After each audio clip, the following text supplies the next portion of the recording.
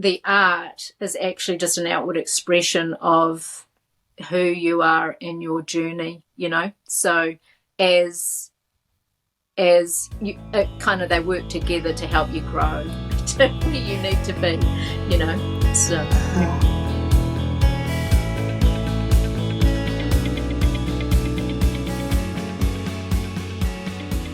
Hello and welcome back to The Art Infused Life. My name is Lynn Mazzolini and I'm here with my co-host Dawn Beauvais and our guest Tanya Johnston.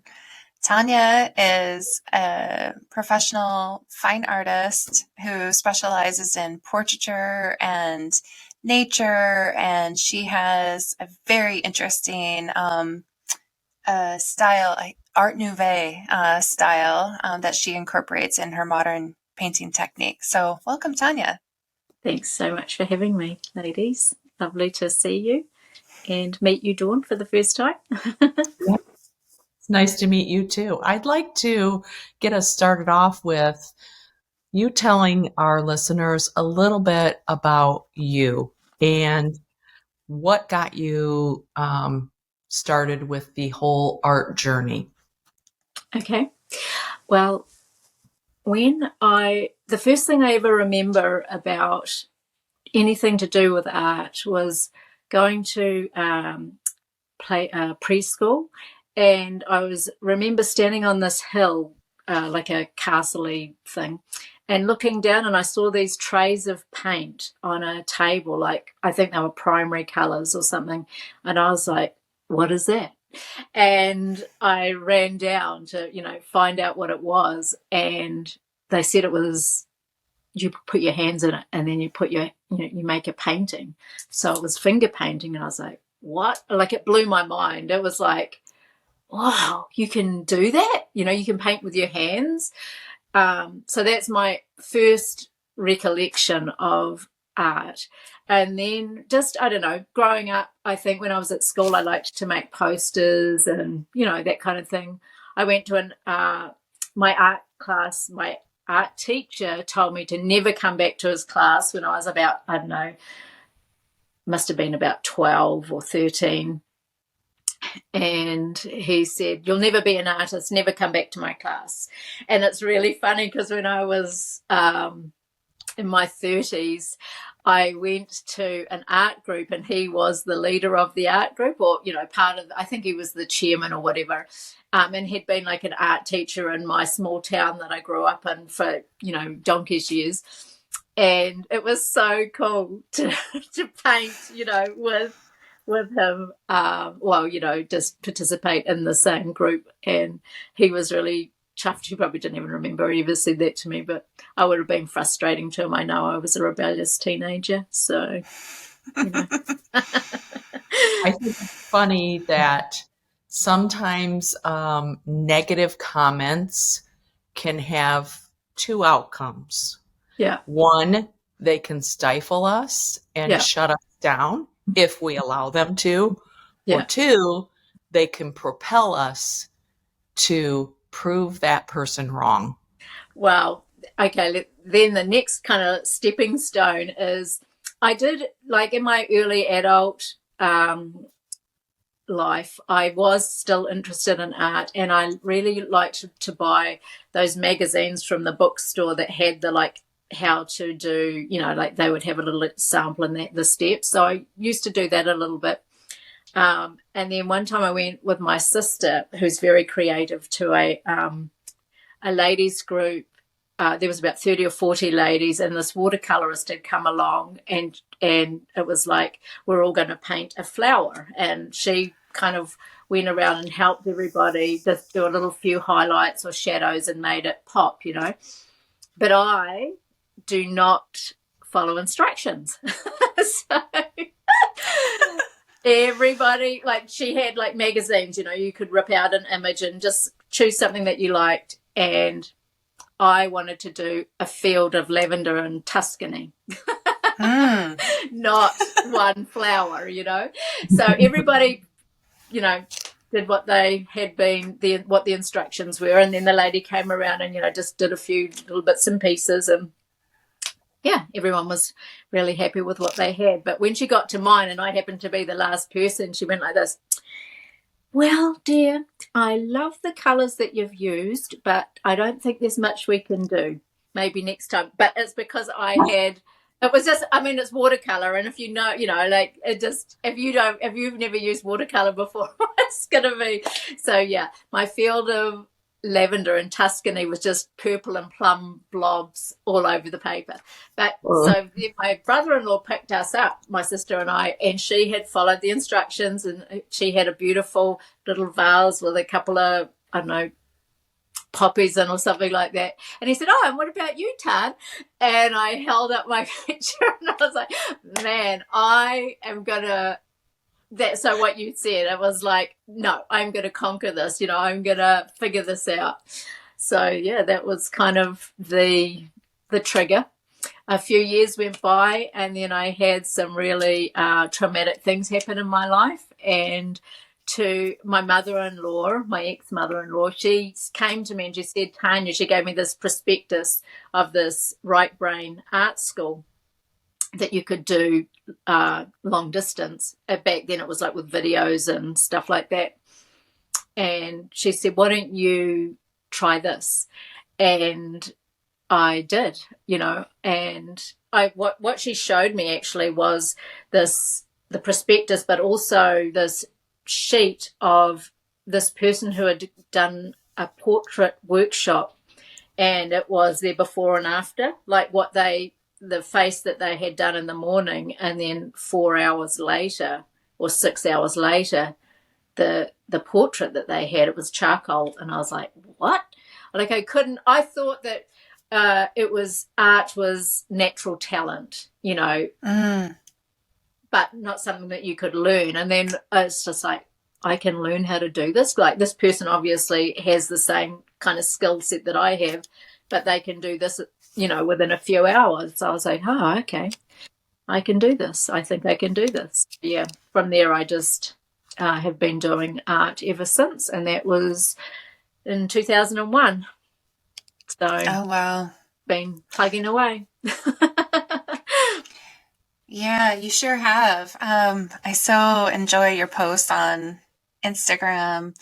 And today I was, doing a little show prep and looking at your Instagram feed, and everything that I clicked on, I already had a heart on from probably the first time you posted it. And I was like, oh, this is interesting.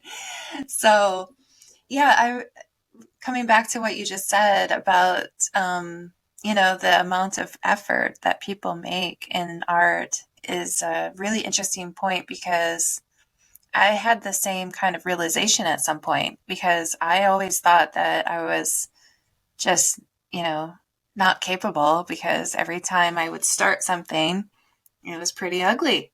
Well, guess what? Still, when I start something, some people might call it ugly.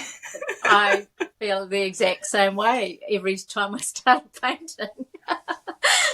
And actually, man, it was so just magical, really. I mean, you guys probably can really relate, but the first time, so back then when I first started the online school, I had to do my work and then actually send it in physically, and they would look at it. Wow. And then send me back the critique, or then we would have like a phone call, and they would critique it. But also I asked to have it in writing, because oftentimes with talking, like the words just kind of go over me, and I like to read and let it, think about it and reflect on what, I just get so much more out of it that way.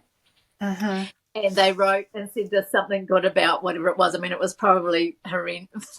Art was probably not very beautiful at all, but just the affirmation. I didn't want anyone to see, but I went in my shower and I cried. And it just felt so good, that somebody said, yes, you can do it, keep on doing, So, yeah, it was so good. And I was just hooked from the beginning. It was, yeah, so art is just so healing. It's so everything. Yeah. It's really interesting to me that you were painting for 20 years before I came across you in the mastery program. Um, can you tell us a little bit about that journey over the early 20 years before the mastery program? Because I think, I could be wrong, I don't want to steal your thunder, but I was thinking that something about the mastery program really clicked for you. So I'm Yes. just wondering, how come you didn't find it over the prior 20 years? Yes, well, I think a lot of it is my personality. Um, and also not just my personality, but all, like I've had quite a life as well. I mean, we all have had quite a life, but I've got 6 children. I lived with no power, no electricity for 2 years. I've lived in a bus for a year. I've lived in many different kinds of situations, and I've moved countries. um, yeah, and I don't know, there's just a lot of stuff I've had, some ups and downs in relationships and things like that. So, uh, I'm not, just my personality, I don't know what it is, but I just don't know how to set goals, or I can't make lists. I want to. Like, my husband is the complete opposite of me. He is a coach for getting things done. I don't know if you guys know that, but it's David Allen's book. the most I can do is a few years ago I watched Marie Kondo's whatever her name is, Sparking Joy. So I kind of like and listen to Jordan Peterson on make your bed and clean your room. So I'm there. So, a true artist. Yeah. So, but I just didn't know that I had an imagination or how to access my imagination. So even though I did art school, I really just think a lot of it is to do with the art is actually just an outward expression of who you are in your journey, So as you kind of they work together to help you grow to where you need to be, So That kind of plays into finding your voice as an artist. And, I was thinking about that and how, many of the masters had somewhat changed their voice over time. And that's kind of like life because we experience different things. We have different situations that ultimately change a little bit of the way we express ourselves in our art. So would you share a little bit about your voice journey? sorry, you froze, so I'm not exactly sure what you said. Sorry. I said a lot of the masters are, am I frozen again? Nope, you're good. Okay. They have changed their voice over time. Yeah. And it kind of reflects life. We have different life experiences. We have different things that happen in our lives. And I see how my voice has changed slightly over the past little bit of time that I've been painting. And I would really like to hear about how you discovered your voice and what that reflects for you. Well, like I thought I didn't have one, and I thought I didn't have an imagination, so I thought I would just paint the old masters reproductions, which I absolutely love, and I would be happy doing that my whole life. But then when I saw the mastery program, what it offered was all the parts that I felt I had gaps in my understanding or knowledge to be able to, kind of go further. One was learning how to oil paint. I mean, I tried a few times and it had no idea, what I was doing. And just the business aspects of it. So that's what drew me to it. But also I'm really interested in prophetic or just working with the creator to create something. And so, that also was what Ellie Milan was talking about in this program. So it seems like just absolutely perfect. And I just, the way I even discovered it was kind of a magical thing. So not magical, but like it was just very, I don't know, just came at the right time. So when I started doing the program, when I came to the voice section, I spent more time on that than anything else, because to me, it's like, do I have a voice? What kind of voice do I have?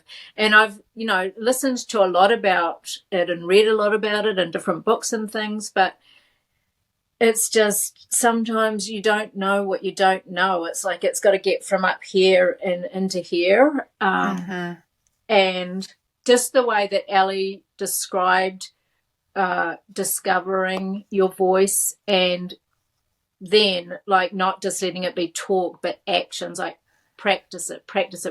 And I had a mentor through the program, and he just would encourage me to just keep on painting. But I was like, I don't want to just keep on painting if I'm painting the wrong thing. I want to paint in the direction that I want to go, not realizing that I will get there by doing that. It's like you have to do the work. Yeah, it is really hard to keep on painting when you're not sure if you really want to make like a whole series of it, or if you ever want anybody to see it, or if it's sellable. And yeah, I struggle with that a little bit. I think still, because I've been working full time, and so I'm kind of like stuck, in a stage that I need to break out of. But yeah, it's really interesting. I wanted to say that one of the big surprises to me recently, though, is that some of the work that I just made, because I was like, I had to make sure I had my 30-some paintings, right?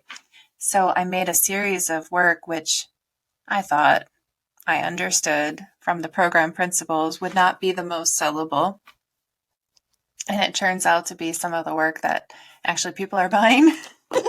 That's the crazy thing. It's like the things that I care about aren't as popular as the things that I haven't cared so much about. But I think it's probably because, I don't know, there's just so much that goes into it. I think it's what you're feeling as you're painting it, how you're feeling about yourself as you're painting it, because you're kind of like imparting who you are as going through your hands into the paint onto the canvas, and that's what you're leaving there, so it's like a vibe. Yeah. Yeah. People can really feel the emotion. I have one painting in particular which I definitely had kind of an emotional breakthrough, if you will, like an epiphany, where I connected some dots as I was doing this painting, and I didn't care about making a sellable painting. And I've had more people say that they want to buy that painting than any other one. So far, it's still, it's still on the market, but I had a woman standing in front of it for several minutes, and I was like, should I talk to her or not? I don't know. And she definitely did not want to be disturbed. So I said, okay. And then she turned and she looked at me and she said, if that painting is still available when I have the money, I am buying it. And I was like, oh, okay, thank you. And then she left. So I think it was hard for her to leave that painting. Yeah. And it's just absolutely shocking how people can feel the emotion. So yeah. I'm curious if you're painting, I think you're painting every day. I do not paint every day. I wish I could. I'll go hard out and try and like sprint paint, like just paint until I drop kind of thing, because I just need to get it out while I still have the enthusiasm for it. I just lose interest quickly. So I make myself go back. I've tried doing a whole bunch at the same time, but that doesn't really work for me. Like I might do that as a start, but like I made the other day, I made 4 starts, but I only continued working on one. And then I'll go to the next one. It's kind of like I want to figure it out first, you know? Yeah. Yeah. Mm-hmm. Yeah, that's I interesting. feel that. Yes, that's exactly how I paint too.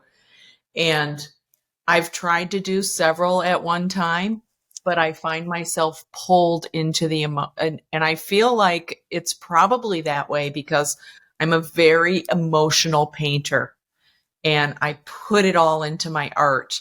Yeah. And so I can't switch that emotion from painting to painting. I know Mm-hmm. I was painting one particular piece of art and it was a big canvas and I had these colors on here that were bright and cheery and it is going really well and I painted over it. And I can't tell you how many people reached out to me and said, "Where's that one painting? Blah, blah. Where is it? Oh my gosh, you painted over it." But it just wasn't connecting with where I was at. So Yeah. instead I Mm-hmm. painted like this crimson red with a little bit of blue, which was where my heart was. And I Yeah. sold that painting. It's Yeah. gone. Yeah. Mm. Yeah. Yeah. Mhm. So, yeah, I'm curious how you manage the emotion, Tanya. I know that you have a deep spiritual connection also with your work. So, can you elaborate on that? Well, I just want to, I feel that my skill set, like I don't go out, I don't talk to people very much, I stay at home, you know, painting, but I do want to touch people's lives. And I want to do that through my paintings, you know, and so, but at the same time, I have to work through negativity and, you know, all the reasons I tell myself I don't know what I'm doing, I don't know how to paint, I shouldn't be doing this, I need to go get a job, you know, all the things, you know, like you just like you're bombarded with negative, well, I am negative self-talk, and it's kind of like I have to like wade through all that stuff to make something that is that I want to like touch people, you know, when they see it. So I don't like, for me personally, I don't want to just like see something and paint it. I want it to have some kind of deeper meaning. And maybe it's just for me when it has meaning for me, so that it will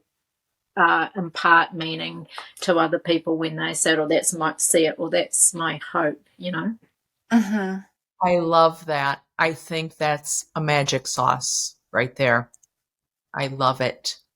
But it's hard too because Yeah. I feel like a lot of times I would like to paint more than I do, but I find it difficult to actually settle on imagery, you know, Mm. because a lot of the resource material that I'm looking at is so dark, like to, you know, just looking around for imagery that I can use, especially because for portraiture and stuff like that and figures, I'm kind of, you know, I'm not paying for my own models, so I'm stealing like an artist basically, you know, and so in order to do that, I need to uh, find just inspiration, uh, and yeah, it's part of your voice is the way somebody looks, or the angle of their head, or the perspective, or, you know, and I want to tell stories, so it's, I mean, it's just like trying to create something, put it together Mm-hmm. first, can take some time and some Mm. frustrating moments. Yes, yes. Do you ever start out like for me a lot of times I start out just slapping some paint on the canvas and then after I do that these images come in my head. Ooh, I think I see this here and I think I see this here and then elaborate on that. I've tried that through the years, but I've kind of come to the realization that I'm actually a C. which in the DISC. So I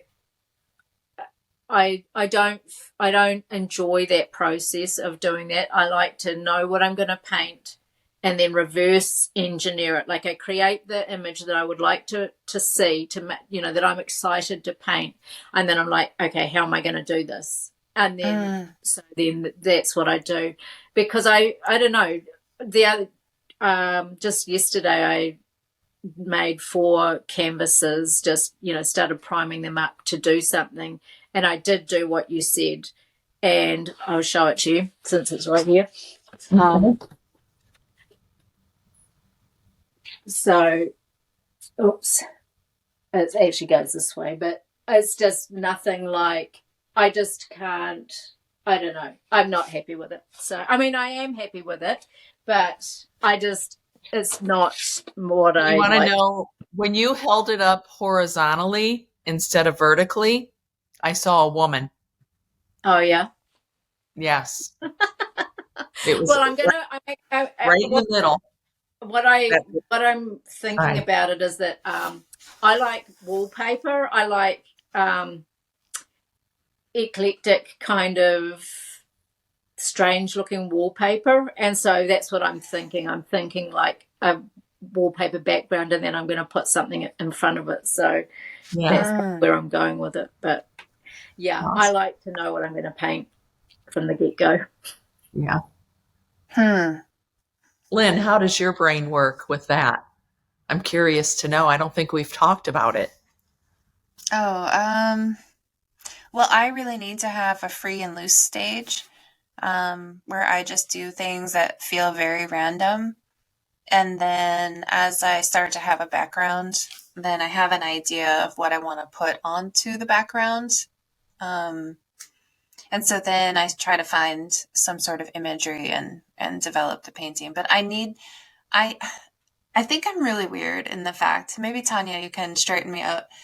I think I'm really weird in the fact that I like to be really free and loose and like all into that intuitive, like childlike kind of plaything. Yeah. But then I also like to render out the details and have some, like have something that looks kind of more like academic art in a sense. So I'm trying to find my balance between those two things, because my notebook pieces, I'm like practicing all this realism and I'm still not that good at it, from that perspective. But if I could just, take some of that and then bring it into like the more abstract pieces, I think it would really work. But yeah, I think you've just got to do what feels right for you, like everybody there's like, at first when I first started painting, it was like, oh, you have to do it like this and this, and all of it is very tight, and like what I was seeing in these magazines, these step by step, do it like this.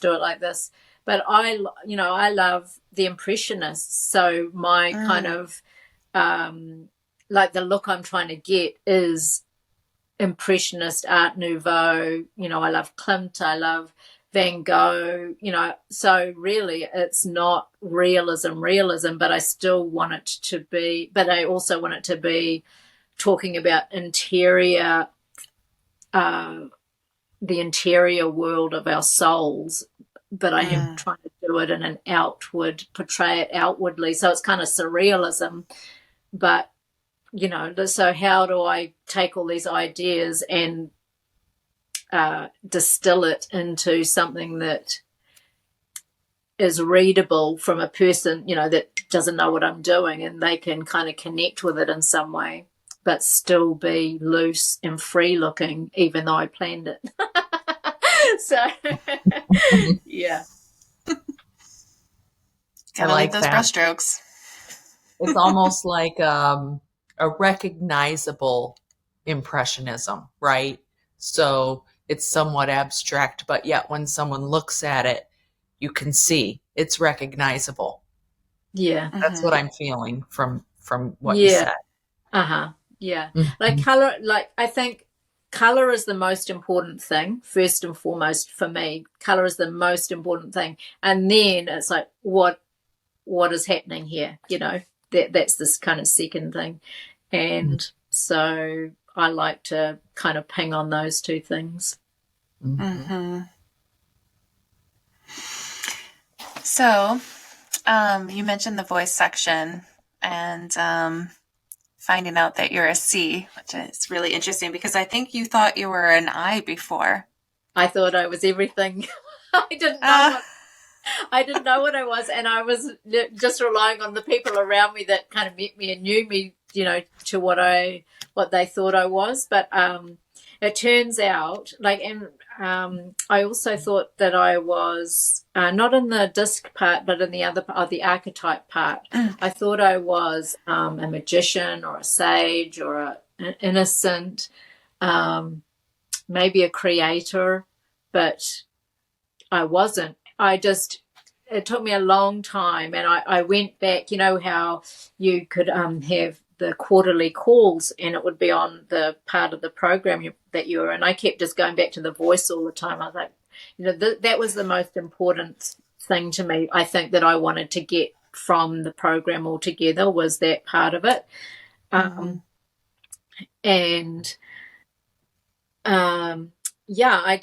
It's only been very recently I've been looking into the archetypes since in the past few months and doing the quizzes and just trying to get a better understanding. Because partly is I haven't been doing much writing on my Instagram posts because I haven't really known how to brand, like what kind of words I should use, and so I don't want to use any until I know which kind to use. So that would be helpful for me. And so I did a few quizzes, and I found out that I was coming out as explorer. And then I started thinking about that, and at first I thought, well, I like to travel, but it's not a priority to me. But I have a child that lives in London, a child that lives in Germany, a child that lives in Australia, a child that lives in America, and 2 children that live in New Zealand. And just visiting my children, I have to explore the world, basically. And but more than that, I'm an internal explorer, like I'm a daydreamer, or I just like to think about things and explore ideas or thoughts, so.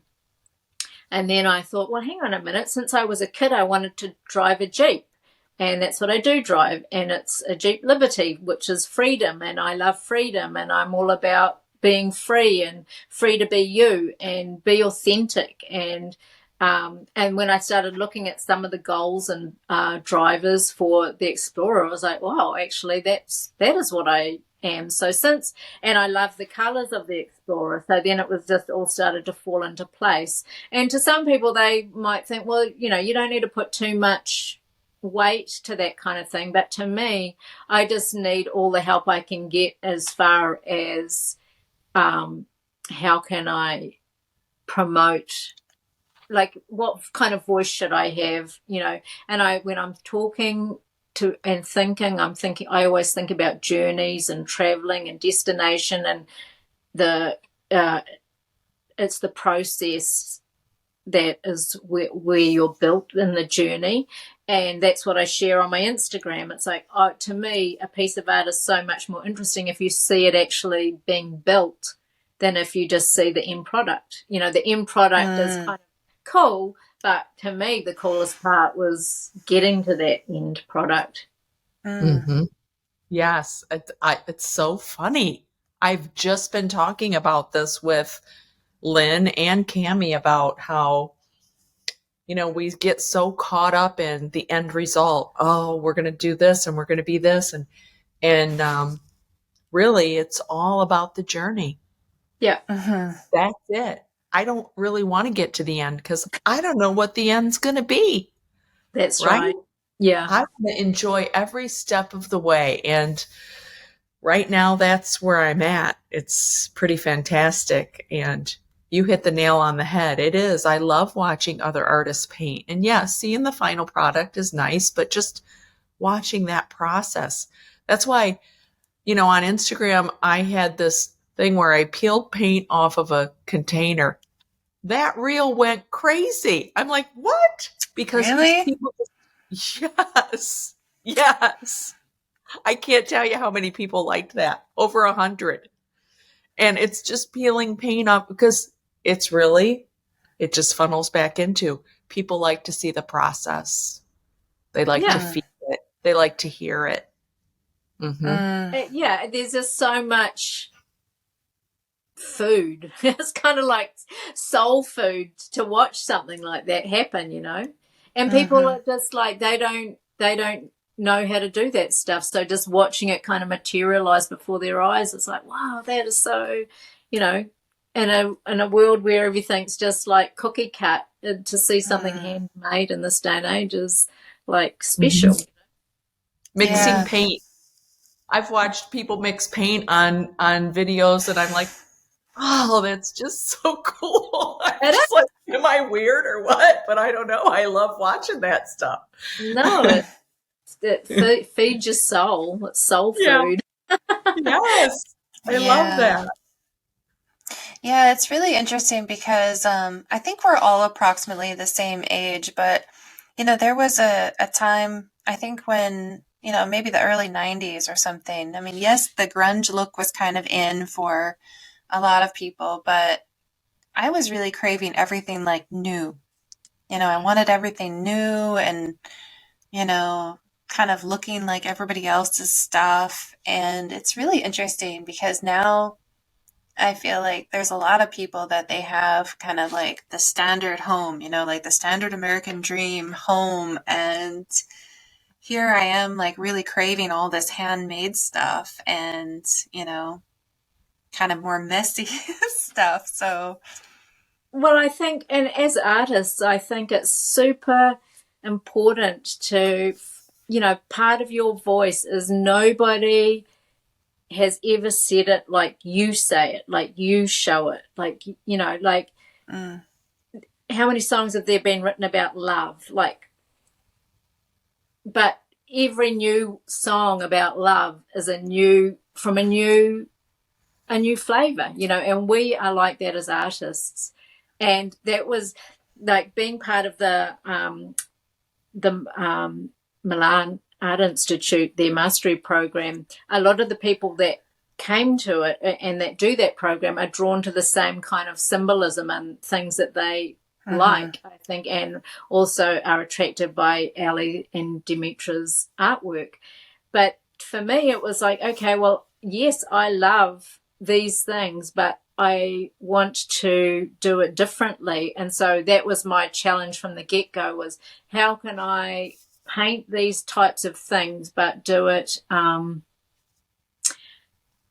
is not, that is distinct from, because as artists, that's part of being an artist, right, is people can see your work and recognize that a particular person has painted this and this and this because they look like they're, the same-ish. Yeah.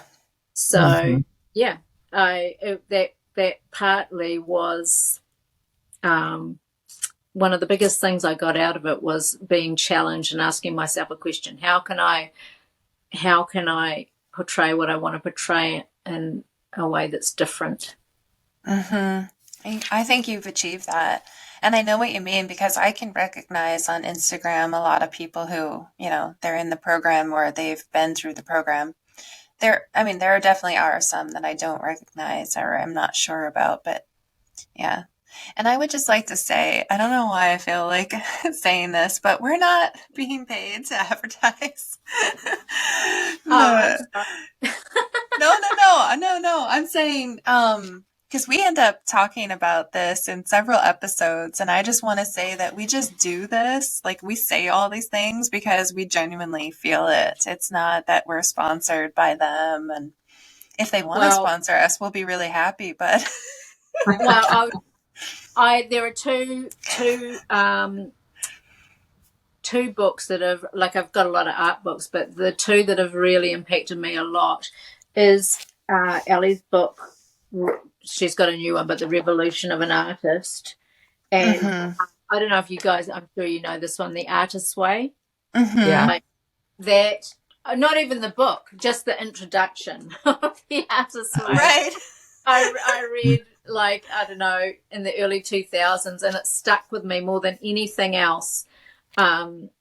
Just how her approach, or changing your mindset to us to be a certain way. And like I searched, like you said, I searched for a long time, and I really felt I didn't do very much with my art, even though I was plugging away. I learned skills, but it wasn't until I took this program that helped me to fulfill or feel fulfilled or find the answer to what I was trying to put out there, or do with my art. It's just a really different approach to teaching art, and just the mentorship part of it is just incredible. And then the community part of it is really great, because I think, I don't know how conscious they have to be to kind of guard this mentality, but they do say that the community is really very supportive. Like, we don't have to compete against one another. And they believe that every artist brings new art collectors basically with them. So there is really no competition. And that's just a really beautiful sentiment. I think what I appreciate the most about what they're doing is, like Ellie talks about, the light movement, like bringing a new, just a renaissance in art, and the area of light and good art, not dark art. When I say good art, I mean just positive art. Yeah, and I am not a Milan Institute graduate, but I am also drawn to the positivity and the beautiful messages that they put out. But I want to talk about books a little bit, because I am a book junkie, and I love reading. And one of the books that really changed my life was The Four Agreements. And I don't know if you're, but that book, I used to buy stacks of them to hand out to people as gifts. I have a gift closet at home, and I always have The Four Agreements on hand to give out as gifts. And now I have the Creative Life book out. I'm going to put that out as gifts instead, because Lynn and I are co-authors. Congratulations, ladies. Yes. Yeah. Thank you. But the one I just listened to, I listen to books on tape too, because I do a lot of driving, and it was Big Magic. Yeah. Oh, that book is so good. Yeah. So good. It just aligns with everything I believe. Yeah. There's a lady, Nancy Hillis, I think her name is. She's an abstract. Yeah. She has an amazing book too that I listened to, that I can't remember the name of it, but that was another one that was just so great. Yeah. Who's the author? Nancy Hillis. Yeah,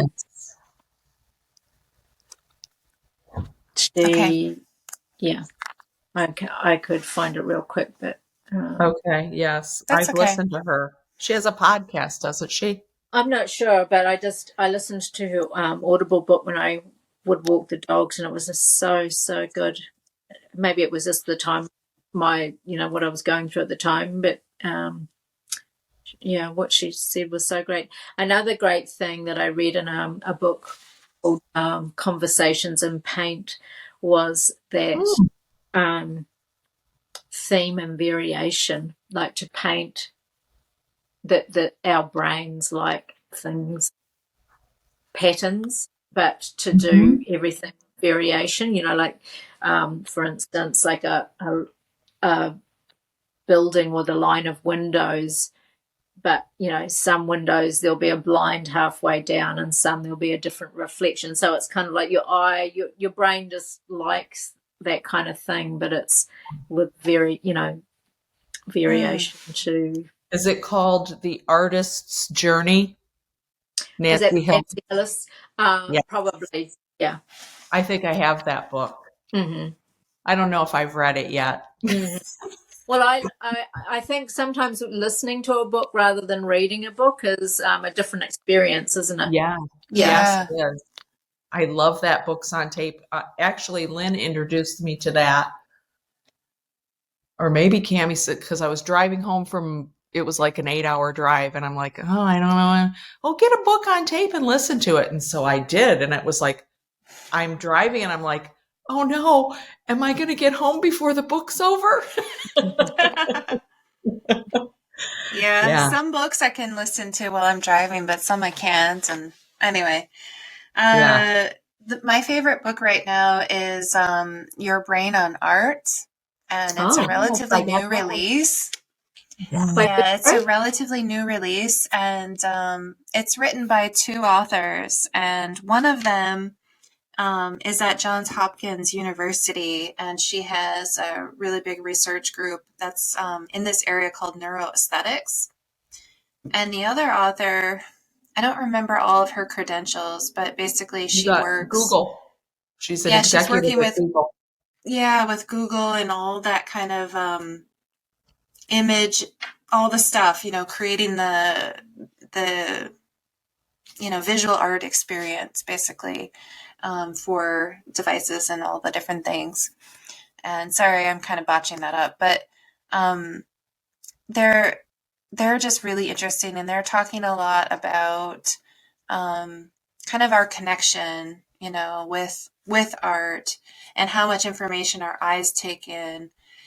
But one of the other really big takeaway messages from that book is that doing art and or appreciating art at least once a month. I don't remember what time span, but they say approximately once a month can add years to your life. There's something about, that connection. And I think it's the connection with the emotional parts of life, because I think if you don't have art in your life, um, I think that you're kind of more like just trying to shut off your emotions and kind of like always stay kind of in control, and I don't know, like working on being productive all the time instead of really taking in the experiences of life. And I think appreciating the visual arts or music arts or, culinary arts, all the arts, I think that is just so important to really this life experience. And that so jives with our whole purpose for starting this podcast, is really like to bring more art into life. It's not supposed to necessarily just be about the artist's life, although that's what we're really fascinated with. But Mm-hmm. I don't know. I feel like it's embedded. It's it's you. You are the art. You Mm-hmm. are the art, and you are allowing it to seep out. Like it's like a maple tree getting maple syrup. It's like you're letting some of how you feel, the things that you feel, and might be completely different. Like you might be sad or happy, whatever it is, but it's kind of just like whatever it is. It's like it's just things that you can't articulate, that you don't even know, but that is just this sense, this feeling within you that as you paint, it's just released. It's released, Mm-hmm. and it makes something beautiful. If you keep working on it. Yeah. Yes, Yeah. for sure.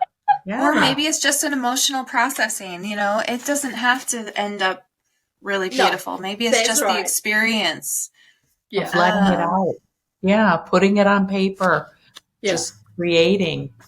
yeah, Um, you always feel better afterwards if you don't allow yourself to be too emotionally attached to the outcome.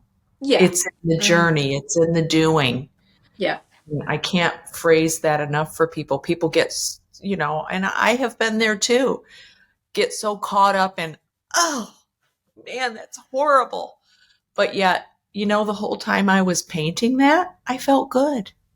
yeah. mm, mm-hmm. Absolutely. And I think I heard you say just I was listening to some of your other podcasts, even if it's just pushing color around, because that's all that really it is to me. It's just like pushing the color around until you don't until you've had enough of doing that. Somehow it's just, I don't know, it's just everything, you know.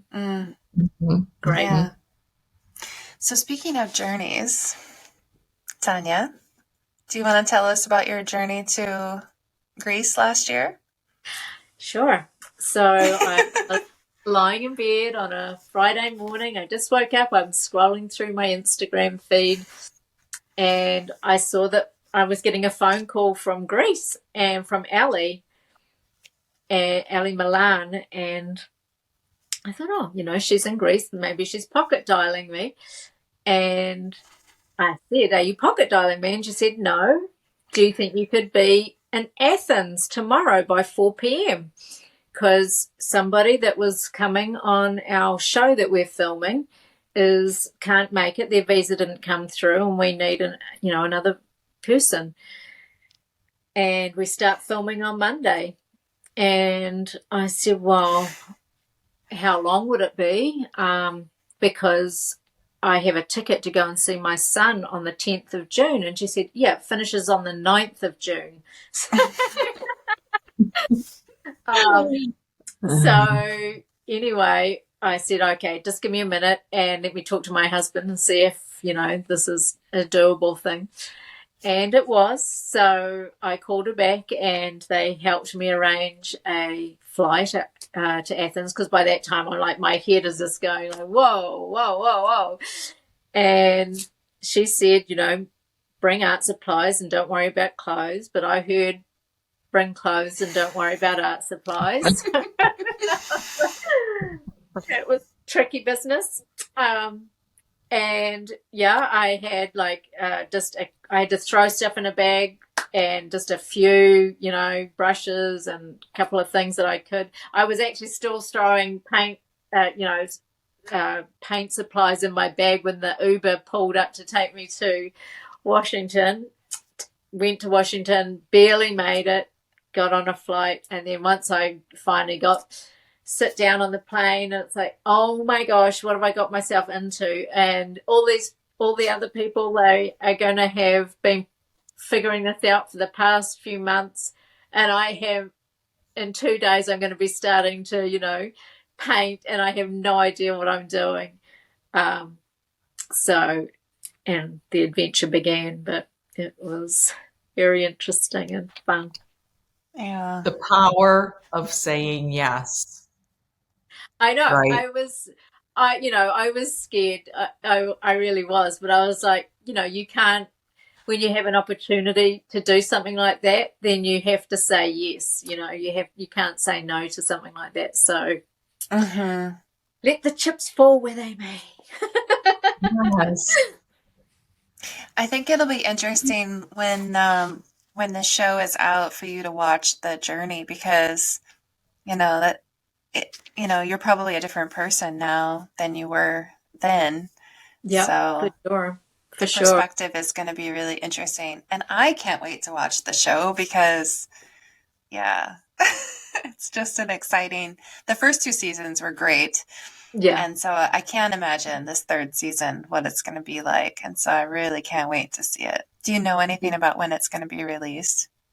I don't think they've actually pinned down a date, but I think they're hoping for mid-fall. So somewhere around there. It could be a bit later, I'm not sure. Yeah, but can't. Very exciting. We're going to say, oh, we know her. When she's famous. Yes. Oh, yes, I know her. Yeah. So funny. Yeah. That is awesome. Hey, I have a question for you, if you don't mind. It's a little bit selfish, but I'm going to be in Italy for a year because I'm doing an academic sabbatical. And of course, I'm going to be painting a lot, really as much as I possibly can, because I've been kind of, backlogged. So, and everyone wants to paint in Italy. Yeah. So, but yeah, I want to do, the whole thing, like every day, even just sketches and stuff like that, because with my day job, sometimes my art gets put on the shelf. But anyway, I'm really nervous about having a ton of art that I'm going to need to ship back. And so I wonder what suggestion you have for how to paint a lot. And I also kind of want to paint big, and then how I'm going to deal with getting that stuff back to the US. Well, I would say to just buy a roll of canvas and unroll it off the roll, and then just either cut it into pieces the size that you want already, but think about standard sizing so that when you come back you can buy the stretchers from Blix that just pretty much click together, and then you can stretch your canvases over it, but it just helps if they're the right size. So that for the stretcher bars that you buy, and then I would just go to a hardware store or whatever, and just buy a piece of board for the size that you want, and just put the canvas over it, and get bulldog clips and clip it to the board, and then paint, and then you can just, when it's dry, fold it up or roll it up and bring it home. When we came back from Greece, we took our canvases off the stretcher bars, and so we could just fold them up and put them in our suitcases. But you might as well just start with a roll of canvas in the first place, or pieces. Yeah, I had one recently that I painted loose, and then I stretched it to hang it. And in the process of stretching it, there's a spot where I think it's really because the acrylic layer was a little bit thick, but it kind of tore a little bit the acrylic layer on the edge.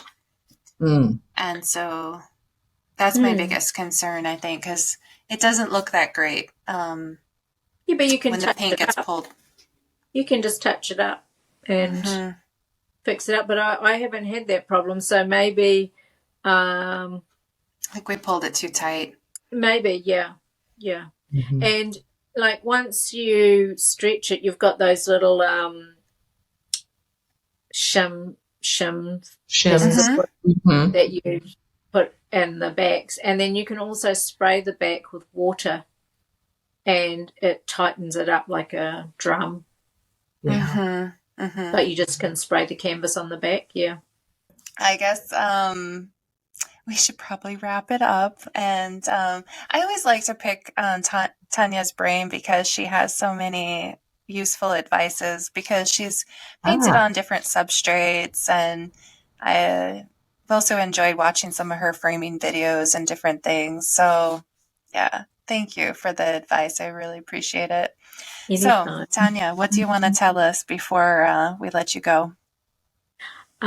If you have in your heart that you want to make art and you don't know where to start, or you just have meager beginnings, you've got just start somewhere and see where it takes you. It's so much more than just making art. In fact, the art is just kind of the outward